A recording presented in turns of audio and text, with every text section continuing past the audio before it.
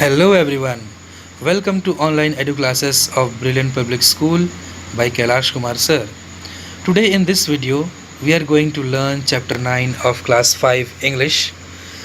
It is basically a poem entitled Dear Mr. Examiner by Gareth Owen. Now in this stanza we are going to see the other classmates of the child. Mandy has written 10 pages, but it's probably frightful guff. And Angela Smith is copying the answers of her cuff.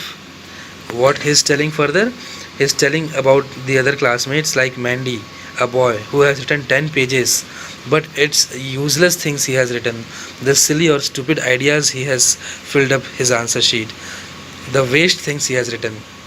And about Angela Smith, she is copying the answers from her cuff. Cuff is the part of a sleeve that fits around the wrist, as you can see in the picture here.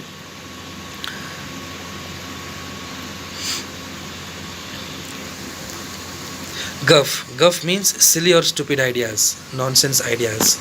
Cuff, the part of a sleeve that fits around the wrist. Now let's see further. Miss Quinlan is marking our homework. The clock keeps ticking away. I suppose for anyone outside, it's just another day. Now what is told here, children? Miss Quinlan is marking the homework of each child. She is going to each and everyone's place and she is marking the homework. And the clock is continuously moving on its own pace. The constant movement of a clock in its normal manner is termed here as the clock keeps ticking away.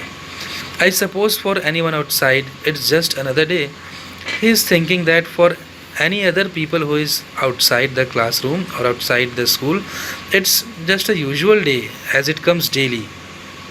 And here, as Miss Quinlan is marking their homework, so now it's a very problematic situation for him because he himself know the condition of his homework. So let's move further. There will be mother going on errands, grandmothers sipping tea, unemployed men doing crosswords or watching Crown Court on TV. Errands means to go out somewhere to buy something. So the mother might be going to the errands outside the home to buy some things, and grandmothers, they might be sipping tea. And unemployed men, the jobless people, those who don't have any work to do, they might be busy in solving the crossword puzzles. And some people might be busy in Crown Court, watching Crown Court on TV. The children, Crown Court was an afternoon television show that ran in the United Kingdom from 1972 to 1984. So he is sitting in the examination hall and he is imagining about these all things that my mother will be going to errands to buy something, maybe vegetables or something else, and grandmothers at their home is enjoying and sipping tea, and unemployed men solving crossword puzzles, and some of the people watching Crown Court on TV. So these all things he is imagining and including in his letter. The rain has finally stopped here. The sun has started to shine, and in a back garden in Sefton Road, a housewife hangs shirts on the line. What he is telling? That the rain has finally stopped now. Now no more rain is falling now, and the sun has also started to shine brightly. And in the back garden in Sefton Road is the name of a road in Liverpool in England. Maybe it is that particular place where the child lives. So he's specifying this particular road. So, and in a back garden in Sefton Road, a housewife hangs shirts online. So he is telling about the other activities performed by other people. He's also telling about a housewife, about a woman who might be hanging the wet clothes to be dry on the sunlight. A class flies past to play tennis. The cathedral clock has just pealed. A mower chugs backwards and forwards up on the hockey field. Now he is telling further about the class, means other class, that now they are moving towards the tennis field, the tennis ground, to play tennis, and the cathedral clock has just pealed. And the cathedral is the main church of a particular area, which is under the control of a bishop. And that cathedral clock has just made a loud sound. You very well know how loudly the sound comes from a cathedral clock. Okay, so, and along with it, a mower chugs backwards and forwards up on the hockey field. And a mower means a grass cutter machine. Chug, to cut down noisily with difficulty.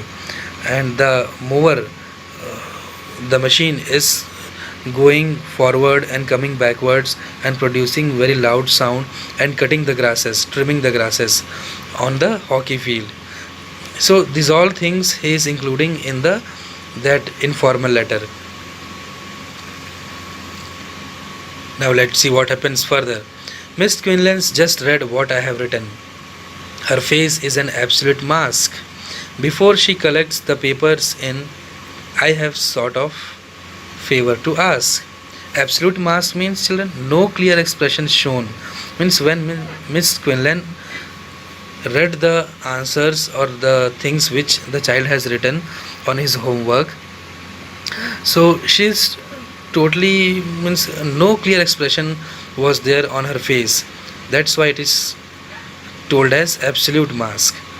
And before she collects the papers in, there are many questions which he actually wanted to ask from the Miss Quinlan, the teacher, but he could not ask the questions.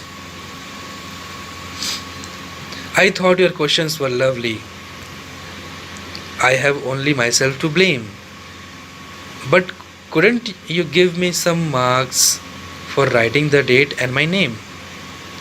So, blame means a complaint or criticize or to charge for something, and here he is blaming, he is complaining, he is criticizing to himself that it's my fault that I have not prepared for the exam properly, I have not studied properly.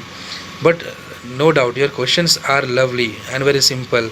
In case I have studied properly, I would have answered all the questions, but unfortunately due to lack of preparation, he can blame himself only. But couldn't you give me some marks for writing the date and my name? Now finally he is pleading, he is making a request to the examiner, to the teacher whose subject exam was there on that particular date, that can't you give me some marks for writing just the date and my name? So this is the end of the poem, children. Hope you all have enjoyed the poem. And this poem is basically about those children who did not or who do not study properly and directly go and start appearing the exam. So I hope you all will not repeat the same thing in your exam, and study well. Okay children, so thank you.